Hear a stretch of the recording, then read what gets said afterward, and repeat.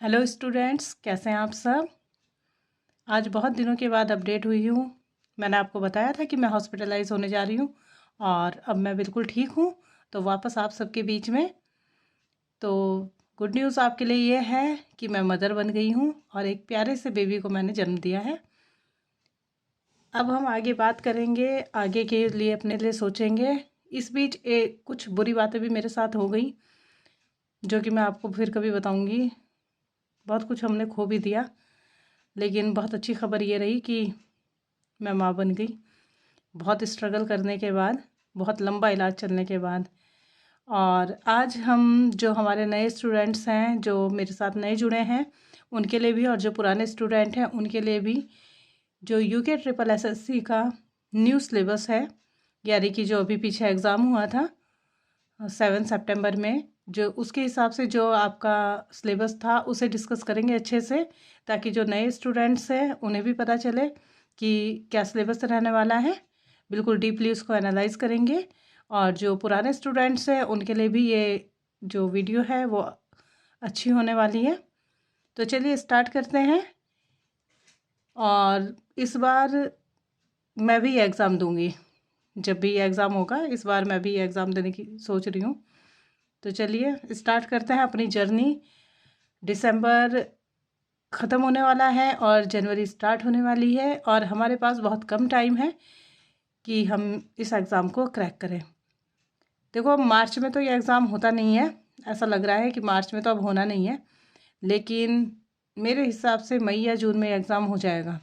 Notification जैसे ही आएगा उस हिसाब से हमें पता चल जाएगा, लेकिन हमें नोटिफिकेशन का वेट नहीं करना है, हमें पढ़ाई करनी है बहुत अच्छे से। क्योंकि अगर हम अपडेट रहेंगे और हमने पहले ही पढ़ाई करी होगी तो हमें आगे दिक्कत नहीं आने वाली है, नहीं तो हमें बहुत दिक्कत आएगी। क्योंकि जब नोटिफिकेशन आ जाएगा, देखो सिलेबस बहुत ही वास्ट है, बहुत ज़्यादा वास्ट है, इस बात में कोई भी दो राय नहीं है। आपकी देखने में लग रही हैं 6 यूनिट्स, लेकिन जब आप इसको तोड़ रहे हो तो ये लगभग लगभग 12 यूनिट्स हो जा रही हैं। और 12 यूनिट्स में भी इतना डीपली इन्होंने सिलेबस डाला है, इतनी सारी चीज़ें डाल दी हैं कि ये करना बिल्कुल पॉसिबल नहीं है 3 महीने में या 4 महीने में। तो इसलिए आज से, अभी से ये संकल्प ले लें कि हमें पढ़ना है और ये वाला एग्ज़ाम क्रैक करना है। बहुत अच्छी बात यह है कि इस बार फिर से एक अच्छी पोस्ट आपको देखने को मिलने वाली है। 300 प्लस पोस्ट आपकी जाने वाली हैं। उम्मीद करते हैं कि ये 400 प्लस हो जाएं जब तक आपका नोटिफिकेशन आए। तो ये बहुत ही बढ़िया बात सुनने में आई है। सुनने में क्या आई है, आपको पता ही है कि अध्याचन पहुंच गए हैं। तो देखना यह है कि अब आयोग वाले इसको कितना निकालते हैं ये पोस्ट। लेकिन देखो 300 प्लस तो निकालेंगे ही निकालेंगे जब इतना अध्याचन पहुंच गया है। और मोस्टली ऐसा बहुत कम होता है कि जो आपकी पोस्ट पहुंची है उससे कम पोस्ट निकले। काफ़ी कम तो बिल्कुल नहीं निकलती है, कुछ पोस्ट कट सकती हैं, उसके लिए हमें मेंटली प्रिपेयर रहना चाहिए। लेकिन हमें पढ़ाई करनी है और आज से ही करनी है, ये हमें दिमाग में बात बिठा लेनी चाहिए। और कैसे करनी है, सिलेबस हम देखने वाले हैं। सिलेबस देखने से पहले मैं आपको बता दूं कि आपको स्टडी करनी कैसा है। स्टडी आपको ऐसा करनी है कि आपको कोई भी एक कोर्स पकड़ना है, किसी भी, चाहे वो, देखो मैं किसी को रिकमेंड नहीं करूँगी, क्योंकि मैंने भी किसी का ऐसा कोर्स नहीं लिया है कि जो मैं बता सकूं कि ये बहुत अच्छा कोर्स है या कैसा है। लेकिन जो जो कोर्स आपके चैनल पर चल रहे हैं, आपके वाईटी पर चल रहे हैं, जैसे आपका आरपीएससी अड्डा वाले हो गए, आपके अफेयर्स विद बिजनेस वाले हो गए सर, और मेरे ख्याल में देवभूमि एग्ज़ाम गाइडेंस वाले हैं, वो भी शायद आरपीएससी अड्डा वाले, इनका कुछ जॉइंट वाला वो है, वो भी हो गए। इसके आगे आपके कौन से हो गए, और कौन करवाता है, और शायद कोई इसका सिलेबस कंप्लीट नहीं करवाता है। हाँ हाँ, सॉरी सॉरी, एक एनबी कॉमर्स हब वाले भी सर हैं, वो भी अच्छा पढ़ाते हैं। तो मतलब मुझे तो लगता है कि सारे अच्छा पढ़ाते हैं। जैसे यूट्यूब से हम किसी की भी वीडियो देखते हैं तो सबको ही सभी अच्छे पढ़ाते हैं। तो आपको एक तो कोर्स परचेज़ करना है ज़रूर। अब इस बात को आप ध्यान में कर लो कि किसी एक का कोर्स तो आपको लेना पड़ेगा डीपली पढ़ने के लिए। किसी के भी भरोसे जो फ्री क्लासेस चलाते हैं, चाहे उसमें मैं हूँ चाहे कोई भी है, उसके भरोसे आपको नहीं बैठना है। एक काम ये करना है। दूसरा काम आपको ये करना है कि एक अरिहंत की जो बुक आ रही है उसमें बिल्कुल अपडेटेड सिलेबस के हिसाब से उन्होंने कोर्स को लिया है। मैं अभी 2-4 दिन में जाऊंगी देहरादून, तब मैं वो पूरी बुक आपको अच्छे से बताऊंगी कि उसमें क्या क्या है। तो वो भी बुक बहुत बढ़िया मुझे लग रही है।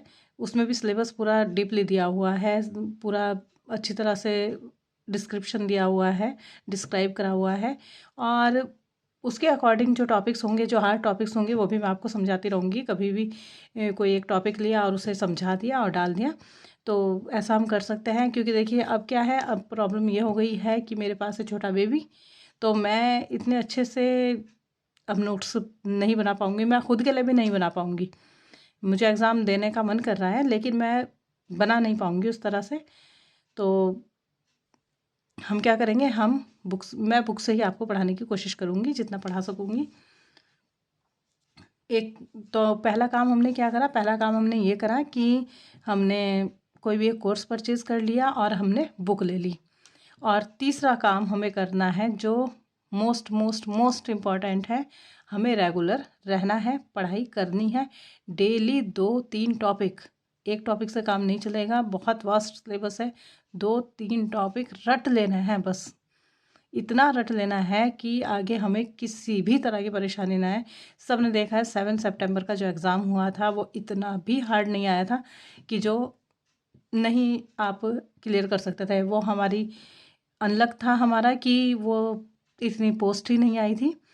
तो अब इसमें कुछ करा नहीं जा सकता है, जो होगा देखा जाएगा। लेकिन जब आगे आने वाली है तो ये जो पल है और ये जो टाइम है, इसको मुट्ठी में बंद कर लेना है बिल्कुल, ठीक है। और रही बात मेरी, तो मैं किस वजह से देने वाली हूँ इस बार एग्ज़ाम, ये भी बहुत अजीब बात हमारे साथ हो गई। कभी कभी ज़िंदगी ऐसे मोड़ पे ले आती है कि इंसान सोचता कुछ है, हो कुछ जाता है। एक अच्छी न्यूज़ ये रही कि बेबी मेरे पास आ गया, लेकिन बुरी न्यूज़ ये रही कि बस छोड़िए, क्या बताऊँ, अगले नेक्स्ट कभी इस टॉपिक पे बात करूँगी। इससे रिलेटेड वीडियोस भी मैं अपलोड करूँगी, अपनी लाइफ से रिलेटेड भी इसमें, और मोटिवेट करने के लिए आप लोगों को कि ये मैं ज़रूर बताऊँगी कि मेरी जैसी गलती आप लोग कभी मत करना। अच्छी खासी जॉब थी पहले असिस्टेंट प्रोफेसर की प्राइवेट कॉलेज में, उसको छोड़िए है घर परिवार के चक्कर में। उसके बाद और भी मतलब बहुत सारी चीज़ें मैंने अपनी लाइफ से सीखी हैं, जो कि मैं आप लोगों को ज़रूर बताऊंगी, जिससे आप अपडेट रहें और अपनी ज़िंदगी में ऐसी गलती तो बिल्कुल ना करें जैसी गलती मैंने करी है। तो चलिए स्टार्ट करते हैं यूनिट 1 से। तो ये सिलेबस आपका रहने वाला है, इसमें बिल्कुल चेंज नहीं होने वाला है आगे के बच्चों के लिए भी। तो जो नए बच्चे मेरे साथ जुड़े हैं वो मेरे चैनल को ज़रूर सब्सक्राइब कर लेंगे, बेल आइकन को प्रेस कर देंगे, ताकि अच्छी अच्छी मोटिवेटेड वीडियोस आपको मिलती रहे, और अच्छे अच्छे टॉपिक्स जो कि जल्दी से कोई कवर नहीं करना चाहता है, और जो हार्ड टॉपिक्स होते हैं वो भी मैं कोशिश करूँगी। बस एक बार बुक मेरे पास आ जाए तो मेरे पास सारा का सारा सब कुछ रहेगा और मैं समझा दूँगी आपको अच्छे से। तो कुछ वीडियोस मेरे पास डली हुई भी होंगी मेरे चैनल पर, उससे भी आप कुछ हेल्प लेना चाहते हैं तो ले सकते हैं। चलिए स्टार्ट करते हैं यूनिट 1। तो यूनिट 1 में देखिए आप, सबसे पहले क्या है, financial accounting and computerised accounting. जैसा कि मैंने आपको बताया, जितनी भी आपकी यूनिट्स हैं वो दो सब्जेक्ट्स में बटी हुई हैं। यहाँ पर भी आपका फाइनेंशियल अकाउंटिंग और आपका कंप्यूटराइज्ड अकाउंटिंग, ये दो आपके बटे हुए हैं।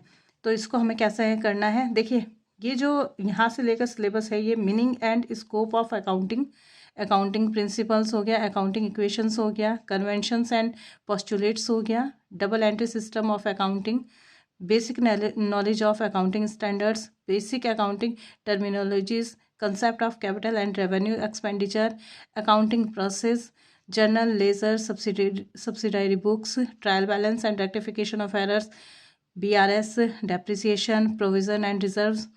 ये तो काफ़ी कुछ मैंने आपको करवाया हुआ है already. Bills of exchange, preparation of final accounts of sole trader with adjustments, accounting for non profit organisation, partnership accounts, admission, retirement, death and dissolutions, issue, forfeiture and reissue of shares, issue and redemption of debenture, issue of bonus shares, stock splits and buyback of shares, introduction of GST, contemporary issue in accounting। तो भाई देखो, ये वाला जो आपका पूरा का पूरा सिलेबस है, ये आपका क्लास 11 एंड 12 का सिलेबस है पूरा का पूरा। ठीक है, तो इससे आपको कहीं भी जाने की ज़रूरत नहीं है, ये आपको सारा का सारा क्लास 11 और क्लास 12 की बुक में मिल जाएगा। और आपको डीपली ही पढ़ना है, आपको हल्के नहीं पढ़ना है, आपको क्या करना है, डीपली पढ़ना है इनको टॉपिक्स को, और बहुत अच्छे से पढ़ना है, हर चीज़ पढ़नी है इससे रिलेटेड। कहीं से भी क्वेश्चन पेपर आ रहा है आपको पता है, लेकिन इतना हार्ड नहीं आ रहा है जिसे हम क्रैक ना कर सकें। सेकंड, इसमें जो इंक्लूड किया गया है सब्जेक्ट वो करा है कंप्यूटराइज्ड अकाउंटिंग, और ये भी इसका भी काफ़ी आपको क्लास 11 में और क्लास 12 में मिल जाएगा। An overview of computerised accounting system and accounting uses in database management system. ये तो आपका इसके बाद यहाँ से बेसिक नॉलेज से आपका जो है ये नॉर्मल जो बेसिक कंप्यूटर्स होता है वो आप कहीं से भी पढ़ लेंगे, आप ऑनलाइन भी पढ़ सकते हैं, यूट्यूब से पढ़ लीजिए। यूट्यूब में इसमें ये बहुत डीपली दिया रहता है, input output devices, memory, primary secondary and auxiliary memory, operating system, internets, MS office, word, excel and power point. लेकिन एक बात अपने दिमाग में रखना, जो पुराने क्वेश्चन पेपर हैं उन्हें आप ज़रूर एक बार देखना, UK ट्रिपल SSC वाले, और उसमें आप ये ज़रूर देखना कि किस तरह से क्वेश्चन पूछे गए हैं, किस तरह से क्वेश्चन पूछे गए हैं। इससे आपका बेनिफिट ये होगा कि आपको ये पता चलेगा कि हमें पढ़ना कैसे है। अगर आप कुछ भी पढ़ेंगे, मतलब आप सपोज़ आप वर्ड पढ़ने बैठे, MS वर्ड पढ़ने बैठे, और आपने इतना ज़्यादा उसे डीपली पढ़ लिया है जिसकी आपको यहाँ पर नीड नहीं है। देखो, हमें क्या करना है, हमें एग्ज़ाम क्रैक करना है, हमें कोई इसमें PhD नहीं करनी है, तो हमें उतना पढ़ना है जितना हमारे लिए ज़रूरी है, उससे ज़्यादा अपना दिमाग ख़राब करने की ज़रूरत नहीं। अच्छा, एक्स्ट्रा सोर्सेज के चक्कर में बिल्कुल मत पढ़ना कि आपने इधर से अफेयर्स विद बिजनेस का भी कोर्स परचेज कर लिया, उधर से आपने RPSC अड्डा भी ले लिया, आपने ये भी ले लिया, आपने वो भी ले लिया, ऐसा बिल्कुल मत करना। जिसका भी कोर्स लो, ईमानदारी से उस कोर्स के पीछे चलो, उस कोर्स को अच्छे से पढ़ो, उसके MCQs लगाओ, अपनी तरफ से भी एफर्ट डालो। तो ठीक है, ये तो हो गया आपका फाइनेंशियल अकाउंटिंग और कंप्यूटराइज्ड अकाउंटिंग की बात। ये हो गया आपका फर्स्ट कह सकते हैं फर्स्ट यूनिट आपकी यहाँ पर कंप्लीट होती है। अब बात करेंगे हम यूनिट सेकंड की। तो यूनिट सेकंड आपकी यहाँ से स्टार्ट होती है। इसमें अभी आपके क्या है, financial management and financial statement analysis. तो फाइनेंशियल मैनेजमेंट आपको मिल जाएगा बीकॉम में, बीकॉम सेकेंड ईयर में शायद है ये, या बीकॉम फर्स्ट ईयर में होगा। बीकॉम की क्लासेस में आपको ये मिल जाएगा पूरा का पूरा financial management, nature, scope, objectives and significance of financial management, finance functions, capitalisation and theories of capital structure, cost of capital, investment decisions, financing decisions and dividend decisions, working capital management, and last one is contemporary issues in financial management.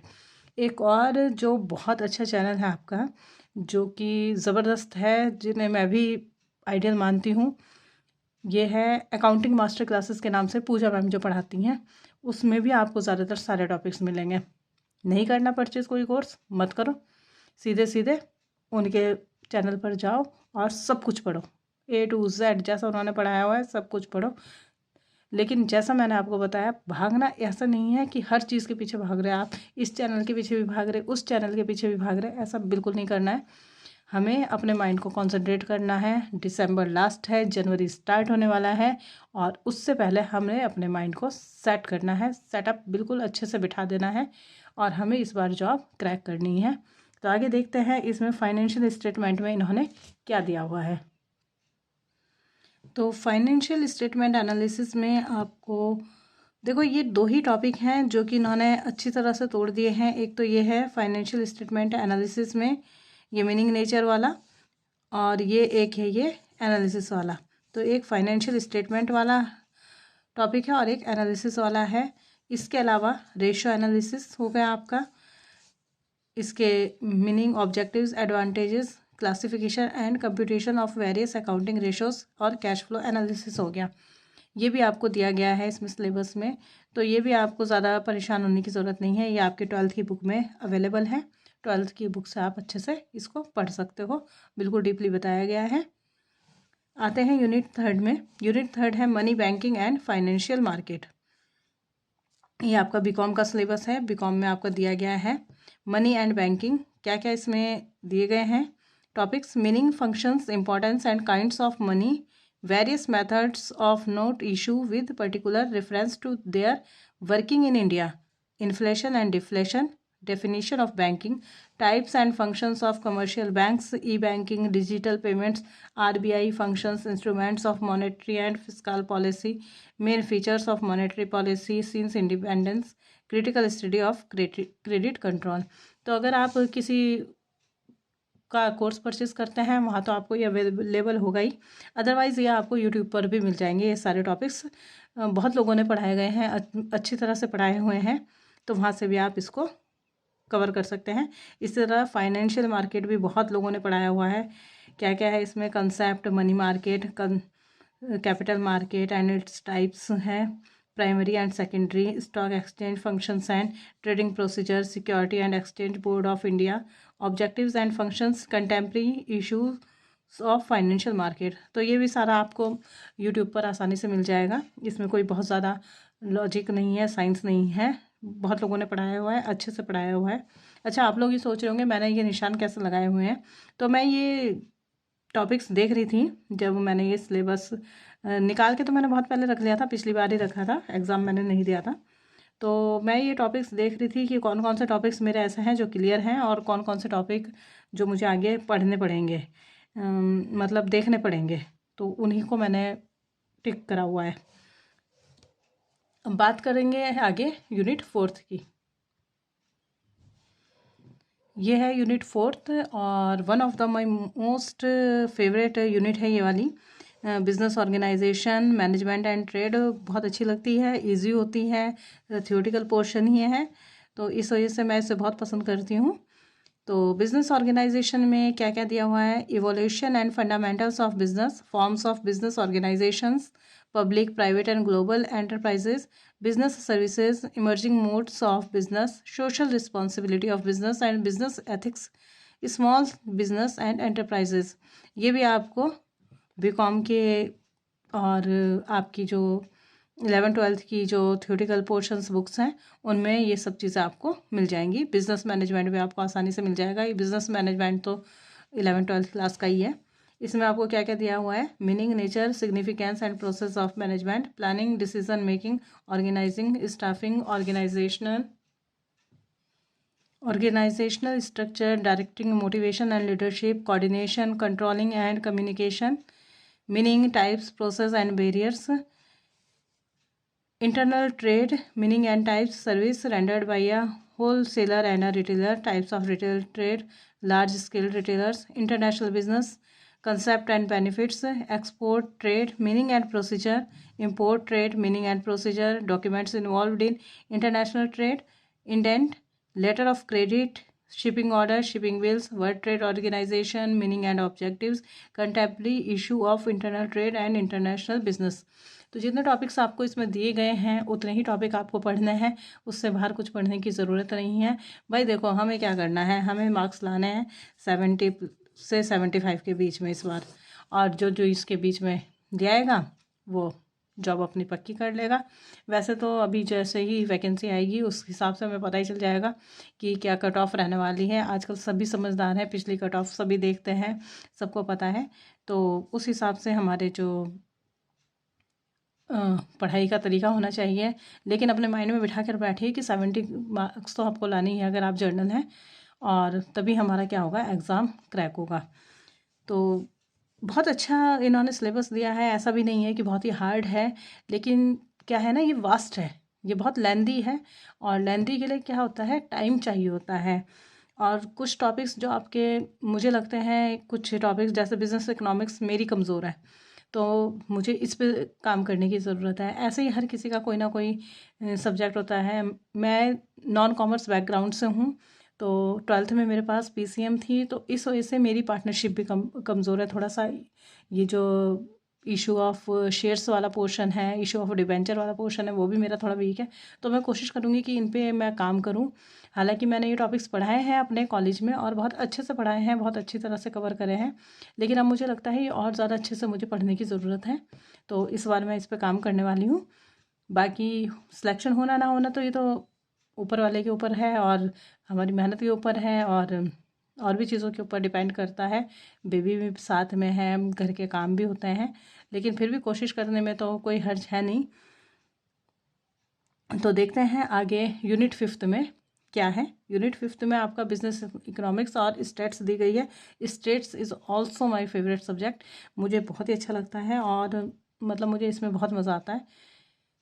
Numerical करने में भी, theory करने में भी बहुत अच्छा लगता है। और स्टेट्स के ज़्यादातर टॉपिक्स मैंने आपके कवर करे हुए हैं, मैंने अपनी वीडियोस सारी डाली हुई हैं इसमें, और अगर कुछ टॉपिक्स रह भी रहे होंगे तो वो मैं ज़रूर डालूंगी क्योंकि ये मेरा फेवरेट सब्जेक्ट है। तो बात करते हैं बिज़नेस इकोनॉमिक्स के बारे में।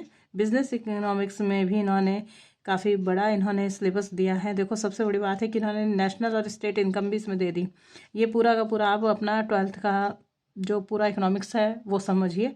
11 12 का डेफिनेशन है, नेचर है, स्कोप एंड मेथोडोलॉजी है इकोनॉमिक्स की, माइक्रो एंड मैक्रो इकोनॉमिक्स है, measurement of utility, law of diminishing marginal utility, law of equi marginal utility, demand schedule and curves, elasticity of demand, methods of measurement of elasticity of demand and elasticity of supply, consumer surplus, consumers equilibrium, indifference curve analysis, production function and returns to factor, different concept of cost of production, sack lag curves, theory of exchange, forms of market and market equilibrium under perfect competition, concept of economic growth and development, meaning and measurement of national and state income, employment and balance of payments, and overview of economy of Uttarakhand, contemporary issues in economics। देखो, सब आपको topic मिल जाएंगे, लेकिन ये वाला जो एक topic है ना, ये एन ओवरव्यू ऑफ इकोनॉमी, ये आपको वहीं मिलेगा अगर आप कोई कोर्स परचेज करोगे। ये आपको जल्दी से नेट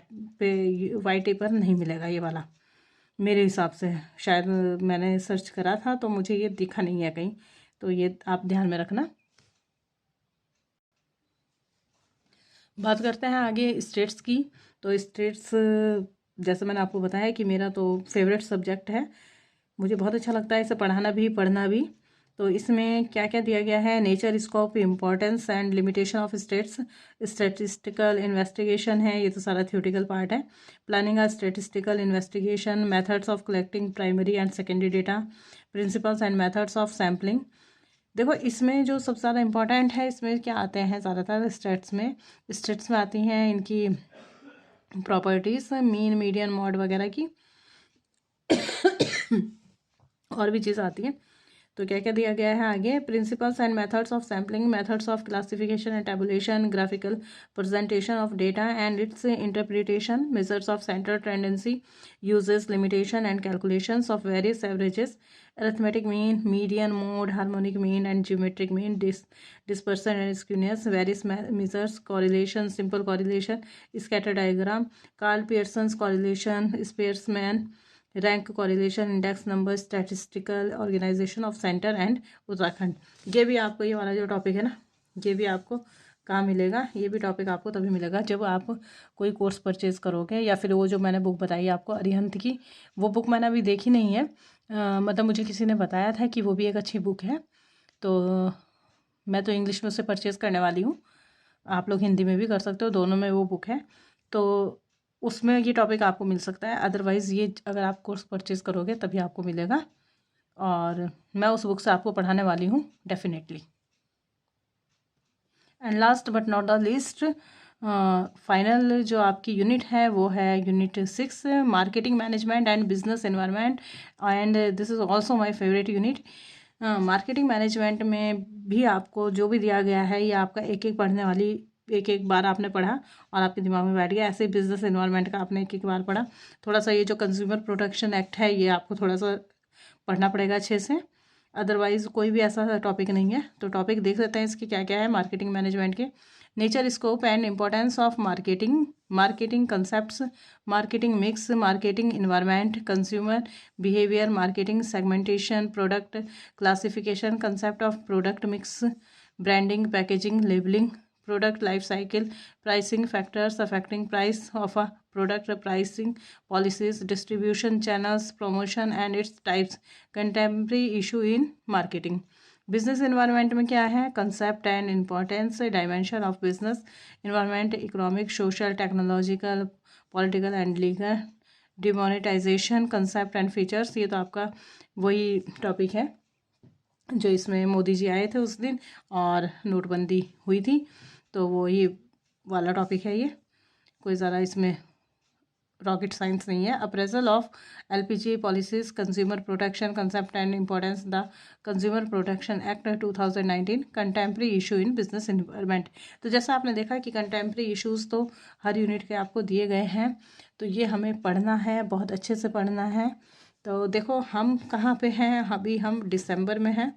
दिसंबर के बाद आपका आना है जनवरी, फेब, मार्च एंड अप्रैल। ये 4 महीने आपके पास पढ़ने के हैं। मेरे हिसाब से मई या जून में आपका एग्ज़ाम हो जाना चाहिए। नोटिफिकेशन जिस हिसाब से आएगा उस हिसाब से हमें पता चल जाएगा, इससे ज़्यादा आगे नहीं जाएगा, क्योंकि 2027 में आपके इलेक्शन भी हैं। उससे पहले पहले आपको ज्वाइनिंग भी देनी है गवर्नमेंट को। बहुत सारे काम होते हैं, रिज़ल्ट निकलेगा, फिर उसके बाद आपके डॉक्यूमेंट वेरिफिकेशन भी होना है, टाइपिंग टेस्ट होता है, और उसके बाद जाके कहीं ज्वाइनिंग लेटर मिलता है। तो ये सारे काम के लिए भी उन्हें टाइम चाहिए होता है। तो इसलिए ये था आपका इसलिए ये जल्दी नोटिफिकेशन आने वाला है। बिल्कुल पॉजिटिव माइंड रहें, कहीं किसी के भी चक्कर में बिल्कुल ना आए कि पता नहीं नोटिफिकेशन आएगा नहीं आएगा, कितनी पोस्ट पर आएगा। पोस्ट कितनी भी आएगी, हमें चाहिए एक, हमें तो एक ही सीट चाहिए, तो उसी सीट के लिए हमें लड़ना है। आगे वीडियोस आती रहेंगी, मैं अपनी स्ट्रगल भी आपको बताती रहूँगी। मैं आपको ये भी बताऊँगी कि क्या गलतियाँ आपको अपनी लाइफ में कभी नहीं दोहरानी है। जो गलतियाँ हमने करी वो आपको बिल्कुल नहीं करनी है। मेरी एज है 35+, और उसके बाद भी मैं कोशिश कर रही हूँ कि मैं भी अब एक एग्ज़ाम दे दूँ, आई होप सो। तो लाइफ में क्या चेंज हो जाए कुछ नहीं पता, तो लाइफ पलट जाए उससे अच्छा है कि पहले ही हम संभल जाएं। जो हमारे साथ हुआ, जो मेरे साथ हुआ, वो आप लोगों के साथ ना हो। बहुत अच्छे टाइम से भी मैं गुजरी हूँ, और अभी लाइफ में परेशानी भी आ गई है, चलिए उसे भी निपटाऊंगी, लेकिन वो मेरा अपना पर्सनल मैटर है, उसे मैं हैंडल करूँगी। लेकिन आप लोगों का सपोर्ट मुझे चाहिए। चैनल को सब्सक्राइब करिए, शेयर करिए वीडियो को ज़्यादा से ज़्यादा, ताकि मोटिवेशन आपको मिलता रहे और पता रहे कि ज़िंदगी में क्या गलतियां हमें कभी नहीं करनी है। तो इसी तरह मिलेंगे नेक्स्ट वीडियो में, तब तक के लिए बाय बाय, टेक केयर, और अपने काम पर फोकस करें, अपनी स्टडी पर फोकस करें, रील्स देखना बंद करें, ये हमारी ज़िंदगी ख़राब करने वाली चीज़ है। ठीक है, फिर मिलेंगे नेक्स्ट वीडियो में जल्दी ही। जिसको भी वीडियो मेरी अच्छी लग रही है, सबसे पहली बात वो कमेंट ज़रूर करना, तभी मज़ा आएगा आगे भी वीडियो बनाने में। Bye bye, take care.